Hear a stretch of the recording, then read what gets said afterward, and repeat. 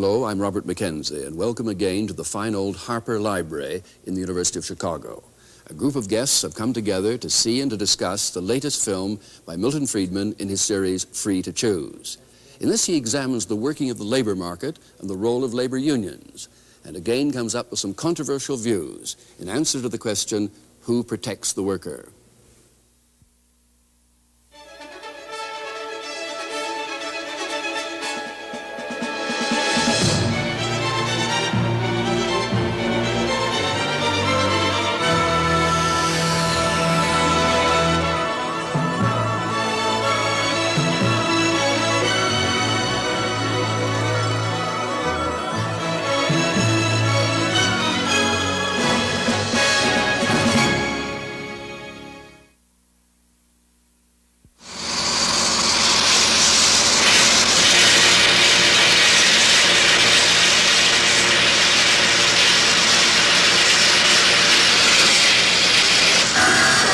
People who earn their living in a modern heavy industry seldom engage in the kind of back-breaking toil that was the everyday lot of most workers a century ago. And yet, they earn far more. What has produced these improvements? The offhand reaction of most people is likely to be that labor unions are largely responsible for the enormous progress that workers have made in the past 2 centuries. But clearly, at least for the United States, that cannot be true. After all, in the 19th century, when workers did very well, there were hardly any labor unions at all. And even today, no more than 1 out of 4 or 5 workers is a member of a trade union. And the remainder do very well indeed, achieving the highest level of living in the world.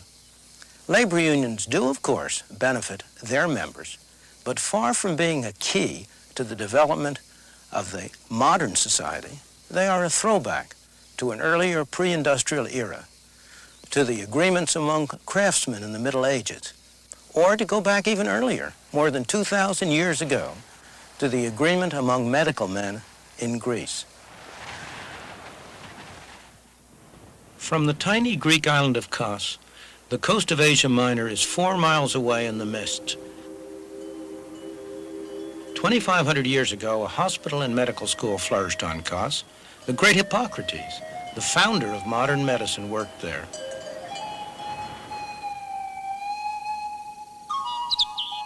Legend has it that Hippocrates taught his students in the shade of this plane tree. He welcomed anyone who wanted to learn, so long as they paid his fees. There's another legend that St. Paul stood here and preached the gospel of Christianity.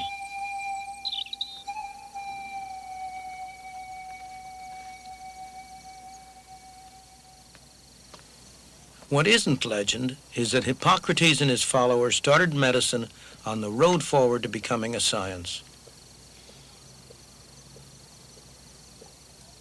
When Hippocrates died at the age of 104, or so legend has it, this island was full of medical people, his students and disciples. Competition for custom was fierce. Some 20 years after he died, they got together and constructed a code of conduct. They named it the Hippocratic Oath, after their old teacher and master. Every new physician, before he could start practice, came to this spot back here, in front of those columns, and took the oath.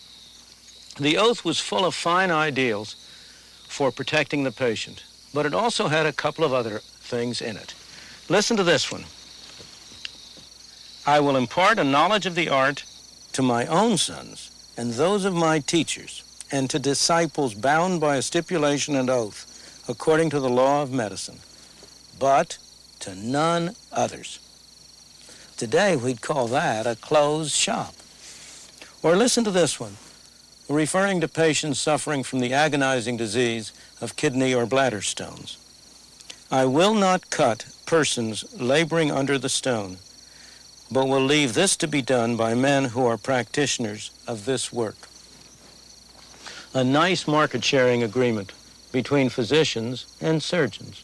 Hippocrates must turn in his grave when a new class of medical men takes that oath. After all, he taught anyone, provided only they paid his tuition.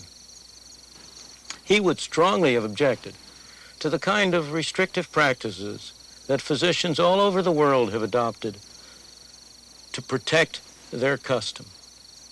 In the United States, the American Medical Association has for decades been one of the strongest labor unions in the country, keeping down the number of physicians, keeping up the costs of medical care, preventing competition by people from outside the profession with those in it. All, of course, in the name of helping the patient. Can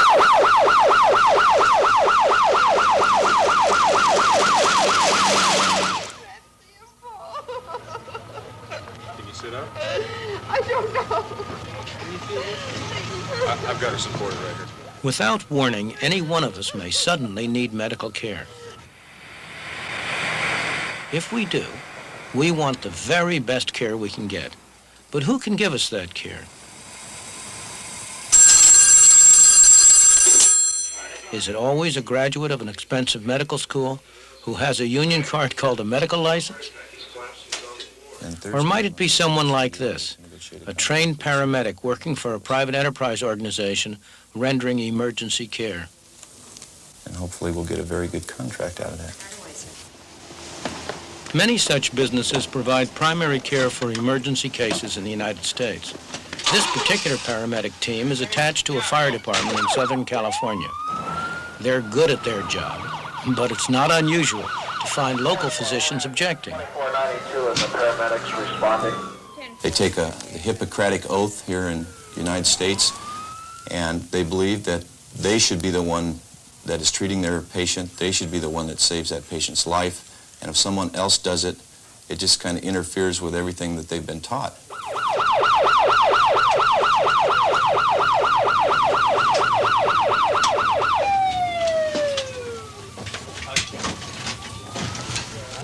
But why should medical care be a monopoly of licensed physicians?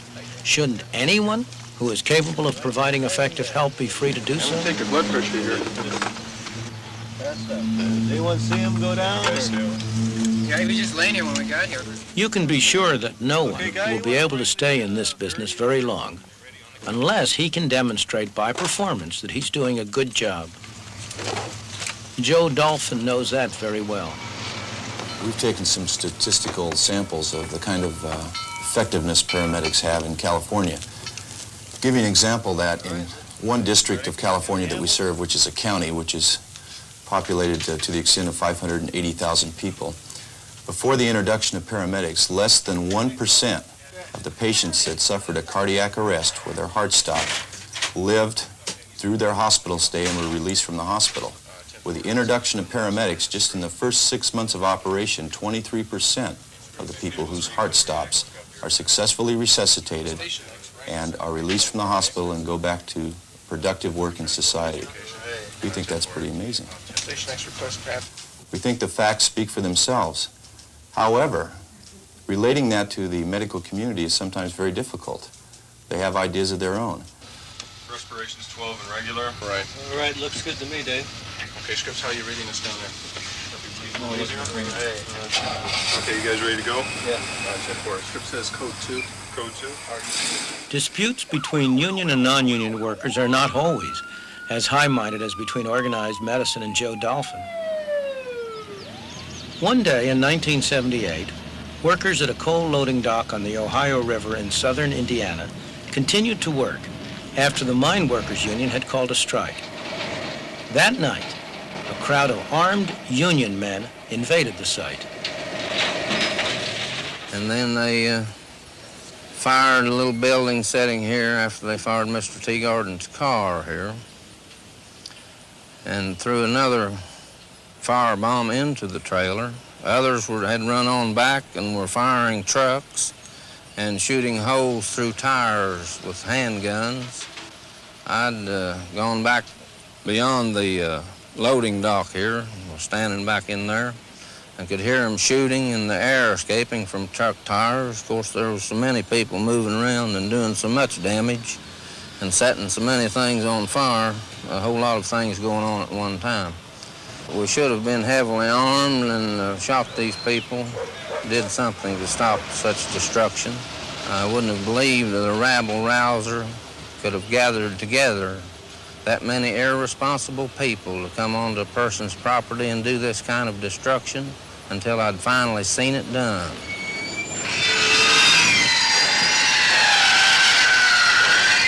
These workers are on the other side of the union fence. They're building 2 Social Security offices in Baltimore. On this government project, everyone's a union worker. They rely on their union to protect them against competition from non-union labor. But some local contractors see a very different side to a closed shop. We don't feel that anybody should be denied a choice, and we feel every man should have the choice if he wants to be unionized or not. Not legislative, not saying he must belong to a union. We feel when you tell a man he must belong to a union or he must do this or that, you're taking freedoms away from this man, the freedom of choice of this businessman here to choose me, to do business with me. All business needs this right to choose to do business with each other. And by the same token, our employees have the right to choose whether they want unionization or not. On this government site, authorized personnel only really means unionized personnel only.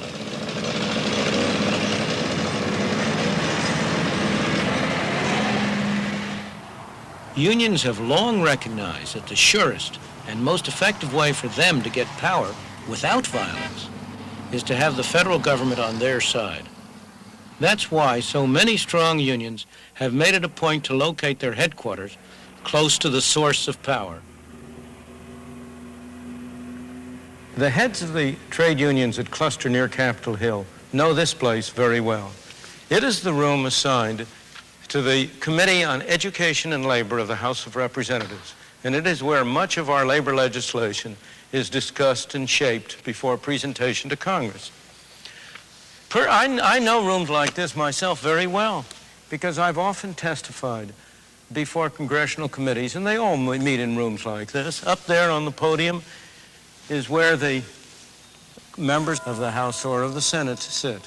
Of course, behind them there will be clustered a bunch of aides. As you know, there are something like 30 to 40 aides for every single member of the House and the Senate. And very often in one of these committee rooms, there'll be almost nothing but aides around. When I've sat in the bear pit over here, where the witnesses sit to testify, I've sometimes thought that maybe the whole thing was a show being conducted by and for the aides, with an occasional member of the House or senator dropping by to see what the show was all about. This is a room in which hearings were held on the most recent increase in the minimum wage, for example. Who do you suppose testified here in favor of a higher minimum wage rate?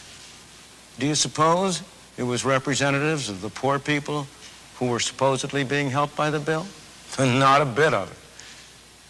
The major people testifying for it were representatives of the American Federation of Labor, the AFL-CIO, the major organization of trade unions in this country. There's hardly a member of one of their trade unions who works for a wage anywhere close to the minimum wage.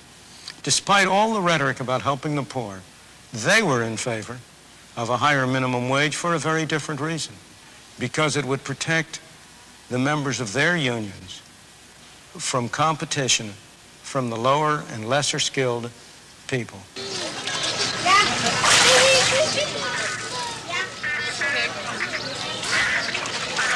To see the effects of minimum wage laws in action, go to a place like this, where they sell quick and inexpensive food. You don't need much training to start work on this job.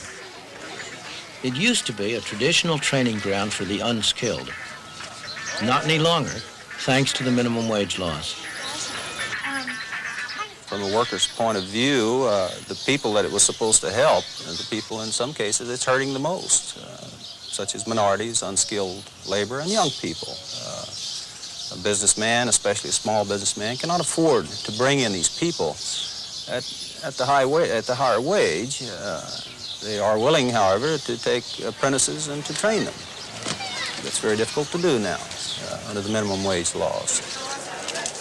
The people who are discriminated against most by a high minimum wage rate are the people with low skills, which includes a disproportionate number of Negroes. Indeed, I have for long believed that the minimum wage rate was the most anti-Negro piece of legislation on our statute books, not by intention, but through its results. Special? Yeah. Well, I appreciate that. Thank you. 205, back. The more they get paid, the better people can live, whether they're paid in cash or in kind. The Staff Restaurant in the Department of Housing and Urban Development in Washington, D.C. These people are eating subsidized food. Like all civil servants, federal workers get extremely generous fringe benefits. They have also had an incredible degree of security. It's been almost impossible to fire a civil servant. In January 1975, a typist in the Environmental Protection Agency was so consistently late for work that her supervisors demanded she be fired. It took 19 months to do it. And this incredible 21-foot-long chart lists the steps that had to be gone through to satisfy all the rules and all the management and union agreements. This is really a typical horror story is what it amounts to. And it shows the number of steps you got to go through. The process involved the girl's supervisor, his deputy director, his director of personnel operations, the agency's branch chief, an employee relations specialist, a second employee relations specialist, a special office of investigations, and the director of the Office of Investigations. This veritable telephone directory, need I add, was paid with taxpayers' money. Instead of having a system where the employee... Who could invent a better protected job than this one before it came to its end? We now have a time certain at which the decision has to be made within the agency. Half an hour's drive out of Washington, you come to Montgomery County, where many very senior civil servants live. It has the highest average family income of any county in the United States. Of the people who live here who are employed, 1 out of every 4 works for the federal government. Like all civil servants, they have job security, salaries linked to the cost of living, a fine retirement plan, also linked to the cost of living, and many manage to qualify for Social Security as well, becoming double dippers. Many of their neighbors are also here because of the federal government. Congressmen, lobbyists, top executives of corporations with government contracts. As government expands, so does this neighborhood.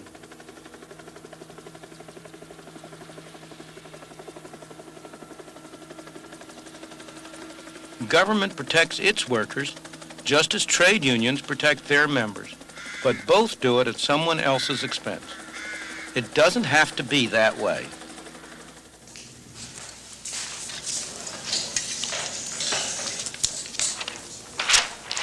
Dick Pashley is an electronics engineer.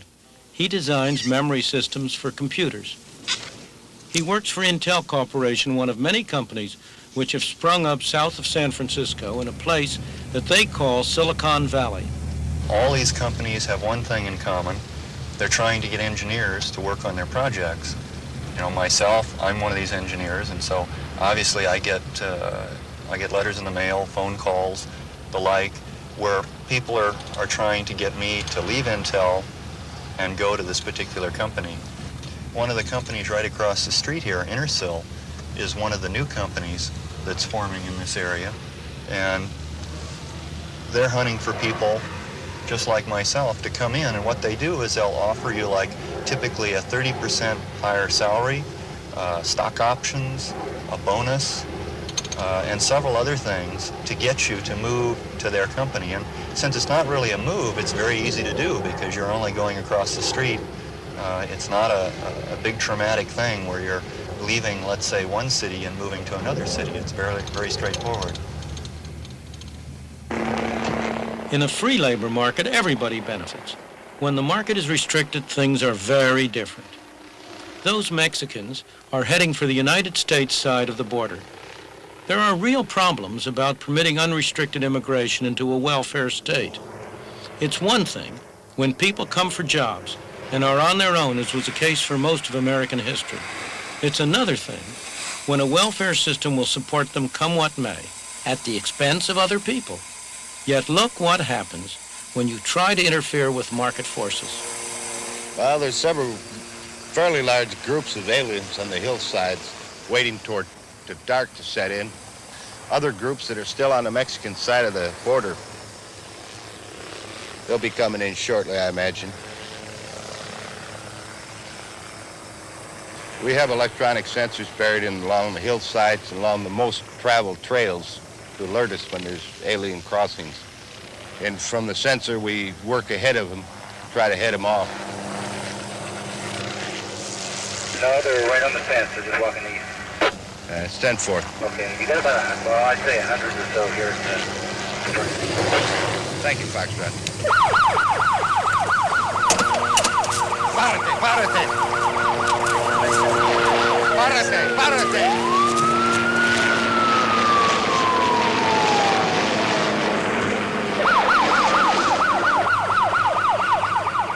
This is not a case of good guys against bad guys. The officers are simply trying to do their duty. The poor Mexicans are driven by hunger and attracted by the prospect of jobs. You do good work. The law enforcing people have an impossible job. Typical change to 4780. They're going to run, they're going to get picked up, sent back, but sooner or later they're going to make it. Time 1 minute after the next, you know.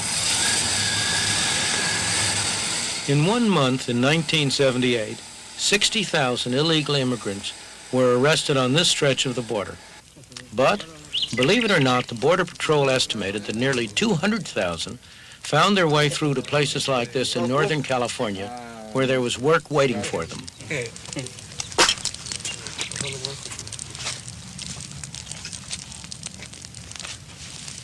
Illegal Mexican immigrants are not cheap labor around here. Many earn more than the minimum wage law demands. They can do so because farmers need many extra hands during the harvest season, and there's a shortage of domestic labor available. Jill Hannum and her partner run a farm that produces plump California raisins. And there's pending legislation which would make it illegal for farmers to hire undocumented workers, and supposedly would impose a $1,000 fine per worker on the farmer. I can't imagine that it would actually go through. If it did, there'd be a full-scale farmers' revolt around here. Matter of fact, last year there was quite a bit of activity in the Kerman area, which is about 15 miles west of Fresno. Many of the farmers banded together and as much as warned the Border Patrol to stay off their property. And they were willing to back that up with guns, I'm afraid. They were very upset about it, and because their situation was desperate. They needed the workers, and they needed the work to be done now. And the Border Patrol was interfering with that as they saw it. Violence by employers to assure the availability of workers is no more justifiable than violence by trade unions to assure their members jobs. But violence is one of the things you are very likely to get when you try to prevent a deal between people who have jobs to offer and people who are looking for jobs. 15 years ago, the economy of Spartanburg, South Carolina was stagnant. It depended on peaches and cotton. Wages were lower than the national average, and unemployment was higher than the average.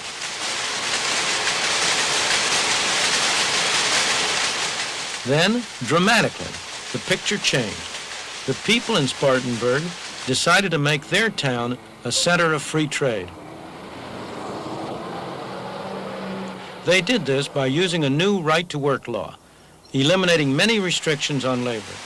The city council cut taxes to the bone. They advertised the fact that Spartanburg was a place worth investing in. By any standards, let alone Spartanburg's, the result was revolutionary. Industrialists came from Germany, Switzerland, all over the world to build factories to set up plants. The workers of Spartanburg clearly benefited from the new industries. The first to notice were the people who owned and ran the traditional industries. In terms of the business, it has been a problem for us. It means that we've got to be on our toes. We've got to be sure that we are providing a good workplace, that we are providing good jobs and what have you, and that we are running as competitively as possible. I think that from the workers' point of view, this has certainly provided them with more opportunities to market for their product, their labor, their expertise. Suddenly, in a free market, workers who once could not find jobs were now at a premium. Everyone benefited, workers and employers alike, and the town thrived.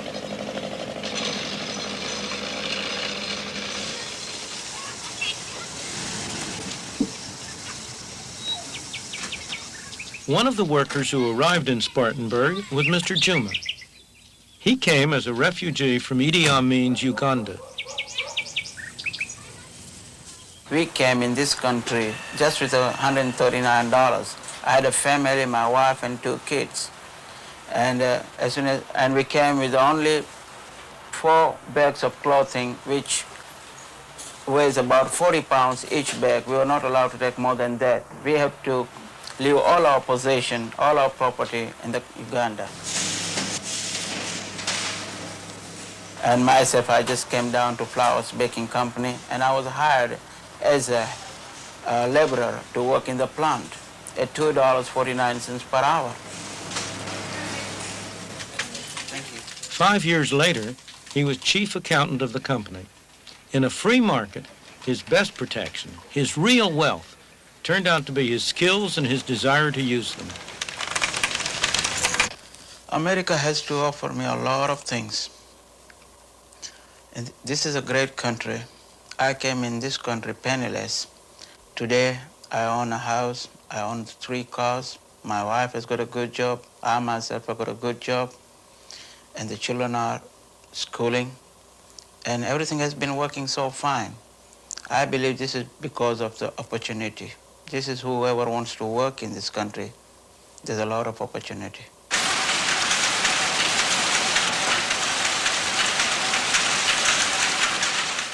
When unions get higher wages for their members by restricting entry into an occupation, those higher wages are at the expense of other workers who find their opportunities reduced.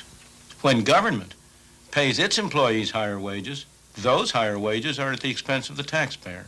But when workers get higher wages and more civilized working conditions through the free market, when they get them by firms competing with one another for the best workers, by workers competing with one another for the best jobs, those higher wages are at nobody's expense. They can only come from higher productivity, greater capital investment, more widely diffused skills. The whole pie is bigger. There's more for the worker, but there's also more for the employer, the investor, the consumer, and even the taxpayer. That's the way a free market system distributes the fruits of economic progress among all the people. That's the essence of the age of the worker.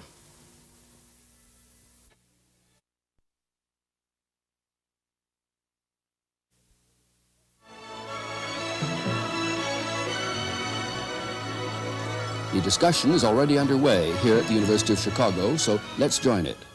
Well, we tried a free market system without labor unions. We tried it back in the 1920s and into the 30s, and it led the world into the biggest economic disaster it's ever seen in modern times. Now, I don't think we're talking free market or labor unions. We're talking free market with or without labor unions. And a free market system without labor unions is a total disaster. Let's get other reactions to this now around the group. It's the free market system, Milton Friedman's been arguing, I think, not labor unions, which best protect the interests and serve the interests of the worker. Walter Williams, your reaction? Well, I think clearly labor unions serve the best interests of workers who happen to be members of labor unions at the expense of workers who are excluded from being members of labor unions. Ernest Green? I don't think you can have a democratic society without having trade unions. I think if you look at any democratic country, it's essential to it. Right of workers to organize, and I think it's consistent. If we're to maintain a democratic country, those freedoms, that the right of workers to organize is a primary objective that we have to maintain. Bill Brady? Well, if they are so vital, why are so many union members leaving the union? Why are they losing so many decertifications? Why are the unions losing so many decertification elections? Why has the number of union members declined so precipitously from 23% of the labor force to, what is it now, less than 19, 18%? Well, it depends whose figures you're reading, but workers aren't leaving the labor movement in droves, and the union is not declining precipitously. My union, the United Steelworkers of America, the major unions in the country, many small ones are out organizing and growing. The mix of work in the society is changing. We have some employers, as we saw in the film, who can't wait to rush off to the South and try to get in an anti-union environment and invest their money in prosperity in the South instead of in the North. And surely if you invest money anywhere, you're going to have prosperity. So we also have a mix in terms of civil service and service workers, where we have employers who have grumbled on that film. I don't know that if you invest money anywhere that you're going to have prosperity. I don't think that that's a given. That is, you seem to me to be dealing in a premise there that is incorrect. But well, we haven't got a lot of time. Wait a minute. The key question we're discussing is, who protects the worker? Is it the labor union or the free market that best serves his interest? Well, it seems like from the evidence that I have from a number of research projects I've engaged in, I found that labor unions protect their members often at the expense of disadvantaged people. And it's a very, very interesting question that labor unions down through the ages have discriminated against all kinds of people in favor of a particular class of workers. We find that labor unions have gone out on strikes and have murdered and maimed people because other people sought entry. And in terms of Mr. Green's remark, he says that in a free democratic society we need labor unions. Yes, that is true. We need the right for voluntary association. That is, people have the right to form associations, but it should not be a requirement that you be a member of a labor union in order to establish a contract for employment. Can't we get some perspective in this, Walter?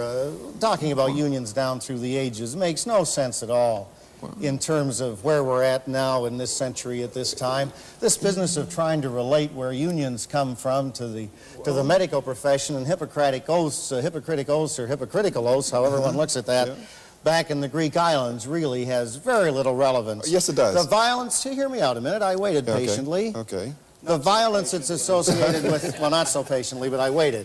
The violence associated with the labor movement and so on has been minimal and was a reaction in this century, not over the ages, a reaction in this century to the violence done workers by corporations and powerful economic groups when there was no workers' organization to protect them and no way to deal with their greed and with their power. Now I'm turning to Milton because he's heard the flavor of the discussion. Sure. What Lynn Williams is now saying is utter nonsense. And there's no two ways about it. The conditions of the worker in this country before there was labor unions were very important, improved very greatly. You cannot tell me that millions of people, my parents, your parents for all I know, parents of many people around, came to this country from Europe in order to be exploited and in order to be subjected to violence. Of course, there were incidents. I agree with that vehemently. I mean, most of the blacks came to this country not voluntarily, but they were shipped here. And the interesting thing about the issue on hold on for a second. Is that you left out. Let it finish, and then back to you, for sure. The blacks are an exception, and I agree with you completely. 22 million exceptions, though. They are a very important exception, but there are also millions and millions. The people that Mr. Williams represents are not mostly black. They are mostly from the Slavic countries that came from but if you look at the membership of the steelworkers... If we go back, there was violence, of course. There always has been violence. It's not excusable. I'm not excusing violence on the part of anybody. But I agree with Mr. Green and with Walter Williams that people should be free to organize. Of course they should be free to organize. What I object to is the special privileges that have been given by government to labor unions which are not available to other groups at all. When labor unions have used violence in industrial disputes, they are not subjected to the same sanctions as people ordinarily are. When cars are turned over in the course of a labor dispute, how often do people go to jail as a result of it? Dr. Friedman and Walter Williams go back in history and they take a look at a situation where America was empty, where we didn't have anything like the sophisticated industrial economy we have today, but had a much more agricultural and rural kind of economy. And of course, when the impoverished peasants of Europe, my ancestors and most of our ancestors, except for the slaves, which is another situation. But when these people came from Europe and came to a wide open continent with the most fertile soil then available to anyone in the world, naturally there was progress. And I or any of us would be mad to deny progress. But as that developed, and as population increased, and as we moved into a much more sophisticated industrial economy, we moved then into the situation in the 1930s. Or earlier than that, at the end of the century, as some of the more skilled jobs came along. The labor movement didn't happen by accident, didn't happen because there wasn't a need there. The results of this development, even with all the wealth available in America, the results of this development was that many working people were not having anything like, by standards of civilization or whatever, anything like their fair share in this progress. Now, you're arguing that in a free market for labor, everyone benefits. Does that mean that you would favor abolition of all immigration restrictions? The situation of immigration restrictions really has to do with the question of a welfare state, as I say in the film. I would favor completely free immigration in a society which does not have a welfare system. With a welfare system of the kind we have, you have the problem that people immigrate in order to get welfare, not in order to get employment. You know, it's a very interesting thing. If you had asked anybody, before 1914 the U.S. had no immigration restrictions whatsoever. I'm exaggerating a little bit. There were some immigration restrictions on Orientals, but it was essentially mainly free. If you ask anybody, any American economic historian, was that a good thing for America? Everybody will say, yes, it was a wonderful thing for America that we had free immigration. If you ask anybody today, should we have free immigration today? Almost everybody will say no. What's the difference? I think there's only one difference. And that is that when we had free immigration, it was immigration for jobs in which everybody benefited. The people who were already here benefited because they got complementary workers, workers who could work with them, make their productivity better, enable them to develop and use the resources of the country better. But today, if you have a system under which you have essentially a governmental guarantee of relief in case of distress, you have a very, very real problem. This is true of every Western industrialized country. And that's why today, under current circumstances, you cannot, unfortunately, have free immigration. Not because there's anything wrong with free immigration, but because we have other policies which make it impossible to adopt free immigration. I'd like to other reactions. Is it at all feasible to open the door of the labor market internationally now? Bill Brady? I would say yes, providing they open the door to us. I think that the door to not only the labor market, the door to all markets should be open, that is, product markets. My feelings about the undocumented workers or Mexican Americans are inscribed at the foot of the Statue of Liberty. I think that people should have the right to come to this country. Now, those who would say, you know, I hear a number of people saying that, well, the immigrants are contributing to our unemployment problem. And I pointed this out to some people. I said, look, you know, this is the same rhetoric that the Irish use when the blacks are coming up from the north. You know, they're using blacks as scapegoats. They're saying, get those people back where they came from so that because our members can get jobs, you know. Unions were as well doing this. You know, they call them scabs, strike breakers, et cetera, et cetera. So I do not wish for Mexican Americans to become the new scapegoats of our particular national problems. They are not the problem, and our nation benefits to the extent that these people come here and work. And to that extent, so it's kind of good for them to remain illegal aliens as opposed to being legal aliens where they're subject to our welfare program, so that we don't want them to come here to work. I think that this country cannot have a group of workers to remain outside the framework of our laws and our protections. And as long as we have workers who are attracted to the United States because of the standard of living, and I think minimum wages play a part in that, as part of that attraction. But it seems to me to have undocumented workers without providing either a means of protection for them, and it seems to me we've got to go to a question of providing the amnesty for those generations of workers who have come here over a period of time, now 2, 3, maybe 4 generations. We have to see that they have the same rights and protection of all other workers. And as it stands now, large numbers of them live outside the framework of the laws and statutes that we have on our books. They do, and the tragedy of the situation is what Walter Williams points out, that as long as they are undocumented and illegal, they are a clear net gain. The nation benefits and they benefit. They wouldn't be here if they didn't. The tragedy is that we've adopted all these other policies so that if we convert them into legal residents, it's no longer clear that we benefit. They may benefit, but it's no longer clear that we do.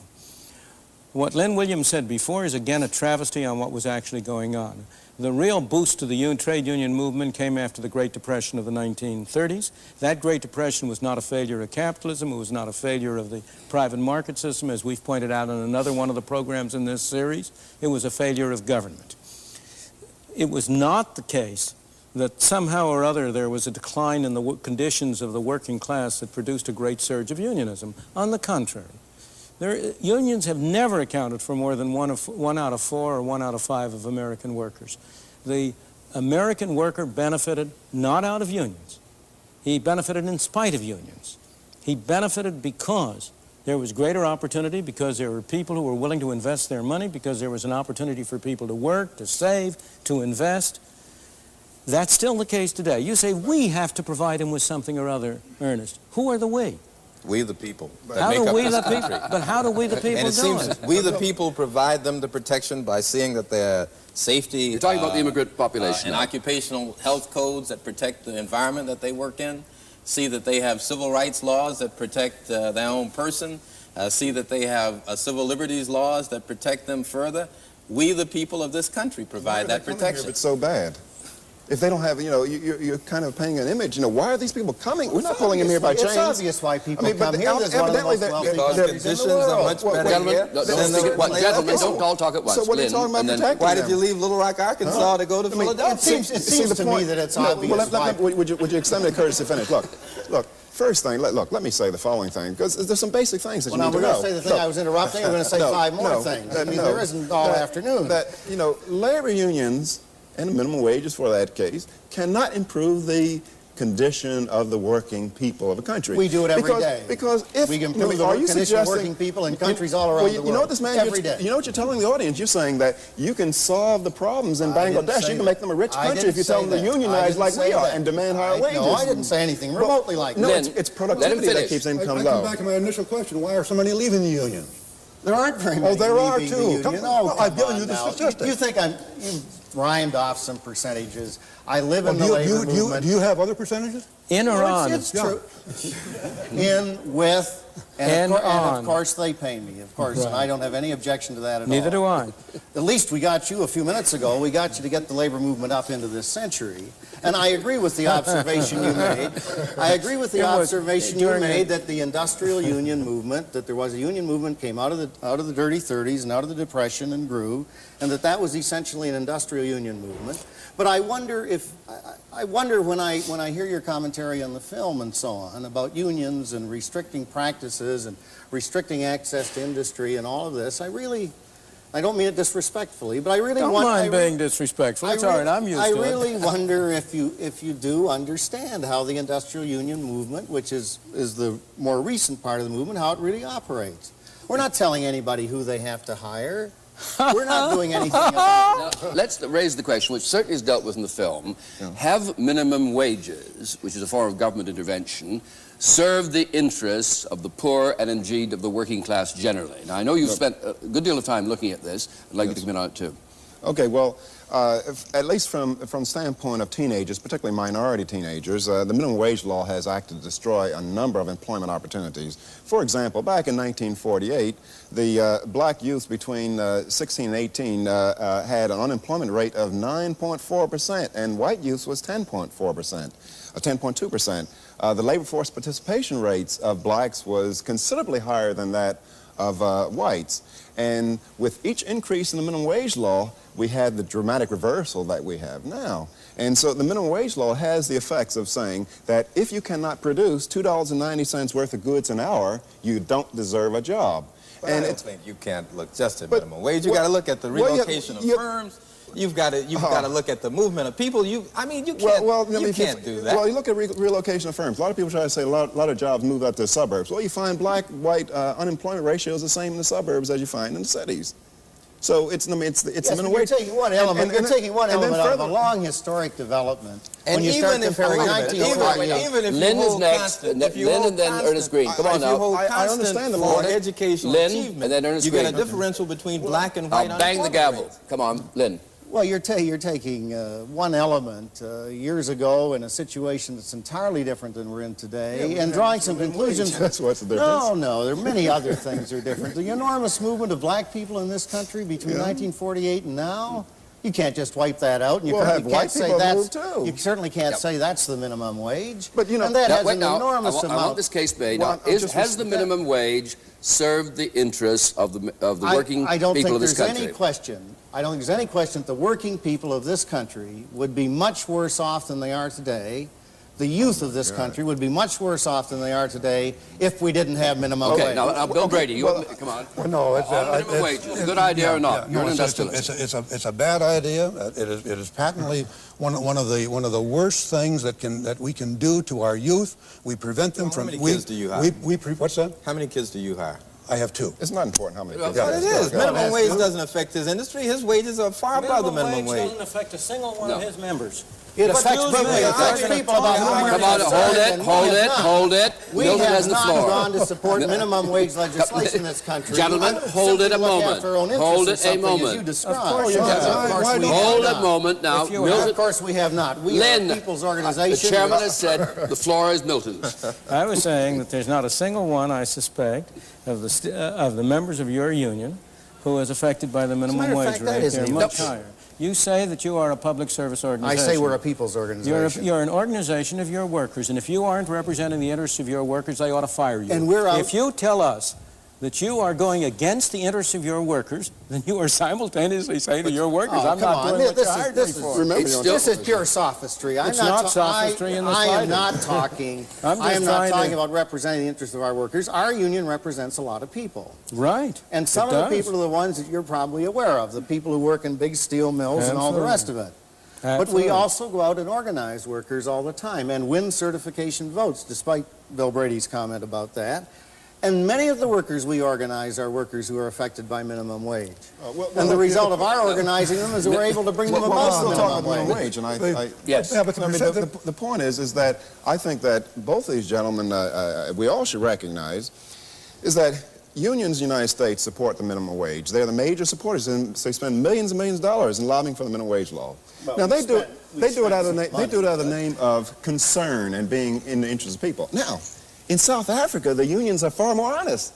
That is, those white racist unions over there, they say we support minimum wages and equal pay for equal work so as to protect white jobs. That is, to protect white jobs from low-price competition. But are you not implying, Walter, that we're white racist unions? No, I'm not saying that. No, I'm saying that it doesn't make any difference about the intent. Walter, the Urban League supports minimum wage. Well, they have Ben Hooks of the NAACP supports minimum wage. The floor belongs to Ernest. The reason support minimum wage. Why? They represent middle-class blacks. No. They don't represent the poor blacks on the street. The membership of the NAACP probably and they're owned by the AFL-CIO. They aren't owned by the AFL-CIO. Order. What kind of a conspiracy says order. Society you're presenting? I'm going to turn to Milton now. Are you saying then that you would advocate the repeal of minimum wage legislation? Of course. You would? Of course I would. Bill Brady. I should like to ask Ernest and Lynn why they want to restrict a minimum price to labor. Why don't you let me have a minimum price on the products that we manufacture?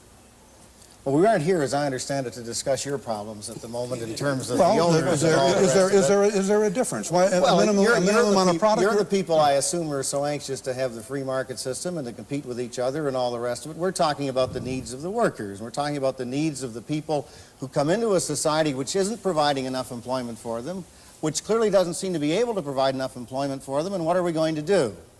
And I think this notion that somehow if we just let every guy who's running a hamburger stand or whatever, we just let all these people exploit the young people of this nation in any way they chose, pay them any little rate they could get away with, that everybody would then to go to work, everybody then have a job is absolute nonsense. I want to bring Milton to one of the final stages of his film, which is on Spartanburg, South Carolina. Sure. And I want to know what conclusion you're drawing from that. Would you, in effect, like to see the whole of the United States become, as it were, Spartanburg writ large? Absolutely. Yeah. What would that mean? And then we'll get their reaction to it. It would mean a widening of the opportunity for everybody. It would mean an opportunity for employers all over to compete with one another for workers. It would mean an opportunity for workers to find jobs which can make the greatest use of their own skills and their own capacities. It would mean that consumers would be able to get better products at lower prices. You know, consumers enter into this situation too. You might think that somehow or other, you know, one of the things that's always a mystery to me, if a $2.90 minimum wage benefits people, why wouldn't a $6 minimum wage be better? Wouldn't a $10 minimum wage be better? Why don't these people come out for a $200 a year minimum wage? If all you had to do is to make a country proud. $200 a year is pretty small. $200 a day, an hour. Or extended to babysitters. Yeah, if all you need to improve the lot of conditions of people is to legislate a higher workforce. No, you're back on minimum wages. I want to know how Spartanburg would Spartanburg improves matters because it introduces a wider range of competition, and the real thing that protects a worker is the existence of alternative employers seeking his services, just as what protects a consumer is alternative sellers. Milton, you omit one thing that it would do, and it would result in a very substantial increase in capital investment. Absolutely, it would. And capital is the worker's second best friend. Sure. This The reason why everybody can benefit. This is only to say that a busy economy, one in which there's investment and development and so on, is an economy that's a good economy for working people and for everyone else. I think we say that in the AFL-CIO at least once a month, all the time. There's nothing in which we're more interested than having a busy, functioning economy. The question is how to bring that about. I do suggest, and I think can be defended as long as we want to discuss it, that the prosperity we have in America today, that the labor movements have made labor movement has made an enormous contribution to that, and in the absence of the labor movement and in the absence of minimum wage, this would not be as prosperous a country as it is. Now, hold it there. That is not to say that it's perfect. I want to get a reaction to that. He stated the case for what the unions have achieved. Could we go around, first of all? Do you accept any part of that? You know, it's preposterous, you know, as I suggested before. I mean, if minimum wages can make people richer... No, unions we're talking about Well, now. if unions can make people richer, well, all you have to do is tell people in Bangladesh, why don't you unionize and demand a higher wage? You can be rich like the United States. We're telling them everywhere in the world. We told them in Japan it worked. You know, workers have higher wages in our country because they're more productive. That's how you get higher wages. And this is just plain, I mean, it's nonsense. And why are they more productive? Huh? Because they have capital. Enormous capital investment. Right. Yeah, and the highest wages are paid in the capital-intensive industry. And because there are consumers to buy the stuff who have wages which enable them to go into the marketplace and buy something. Without the capital investment, they wouldn't have the wages. There would be no way of paying them without the capital investment. Ernest Green, what's the reply? I stand by my initial statement that it is a prerequisite of a democratic society to have trade unions, organizations allowing workers to band together in their mutual interests. And if that group, I'm saying that trade unions like A. Philip Randolph, sleeping car porters, the Pullman car company would have never, on its own, given those workers who worked very hard, were very productive people, well educated, any increase in their wages had it not been for the intervention of Randolph. The crucial issue is whether governmental measures which have the effect of favoring union organization, of giving them privileges and immunities that are not accorded to other organizations in the society, benefit the society as a whole or harm the society as a whole. The proposition I tried to make in this film was that the source of the prosperity of this country was freedom of enterprise, freedom of employers to hire, of workers to work for whom they wanted to, that insofar as unions had played a role, they had protected some workers at the expense of others and had retarded the prosperity of this country. I think that Lynn Williams' statements to the contrary cannot be supported by any empirical or other evidence, that he has, understandably, I'm not blaming him for this, he would be faithless to his job if he did not believe sincerely in what he's saying. I'm not questioning his sincerity, but sincerity is a much overrated virtue in our society. The plain fact is that there is no evidence whatsoever that either unions or minimum wages have made positive contributions to the prosperity of this country. Some unions have, of course. Some unions have done great harm. It's not an open and shut picture in which you can make a sweeping statement. But on the whole, the growth of this country, I do. The sweeping statement I make is that the prosperity of this country derives primarily from freedom of enterprise and freedom to hire, to employ, to work, and not from restrictive measures imposed by trade unions. Everybody briefly now. And I would say that the intervention of a strong federal government, who those employers hire, the kinds of protection, the wage standards, health conditions are the requirement of this government to protect its people, because the history of it has shown that that hasn't occurred. And in your case in Spartanburg, South Carolina, again, I argue that the only reason that they can come back now and attract firms from Switzerland and Germany is because, one, that we had a strong government that provided protection for all of its citizens, which didn't occur 15 years ago. Brady. Economic freedom, in my opinion, should not be a bridge. I think that these two gentlemen are advocating that it be a bridge. They're advocating a retention of the minimum wage. They're advocating, I think that Lynn Williams is advocating a retention of the Davis-Bacon Act. They do not, it seems to me, believe that freedoms are interdependent and indivisible. There are freedoms, there's economic freedom, there's press freedom, there's freedom of assembly, there's religious freedom.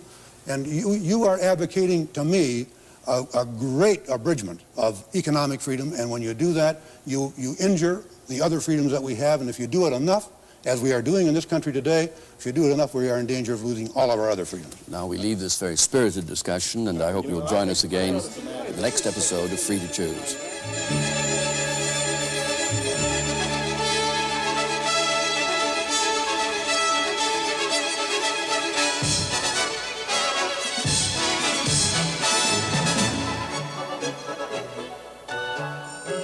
Next week, Milton Friedman focuses on one of the most disturbing problems in the world today, the problem of inflation. There is a way to deal with it. If you want to find out how to cure inflation, don't miss Free to Choose next week.